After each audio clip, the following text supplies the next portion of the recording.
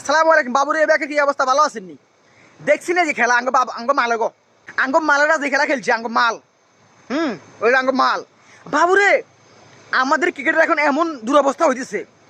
আমরা এখন দুবাইয়ের লোক আমরা হারিয়ে যাই, তাও কি পুরো সিরিজ হারিয়ে সিরিজ। টেস্ট না ওয়ান ডে না টি টোয়েন্টিতে আমরা দুবাইয়ের লোক এখন আমরা সিরিজ হারিয়ে যাই সিরিজ।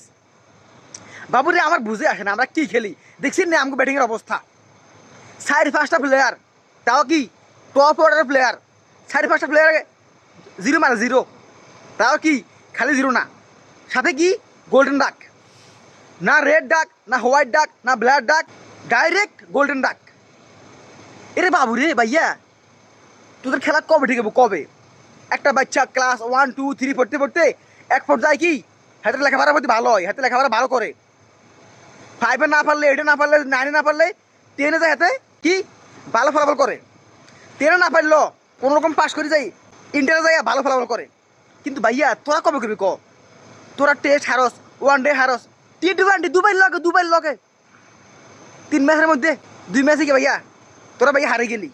ভাইয়া আমার তো মনে হয় গুলিস্তানে যায় যদি হকার লই হকার, যারা জালমুড়ি বেছে, জুতা বেছে, চকলেট বেছে, যদি হেতা করে মাঠে আনে না মধ্যে, হেতারাও কি তোকে ভালো ব্যাটিং করবো। যদি না পারে ভাইয়া হেতাকো বিসিগা আছে না, বিসিগারে কাডি, বিসিগারে শেষই হেতারা ভাইয়া চলে যাবো উপরে।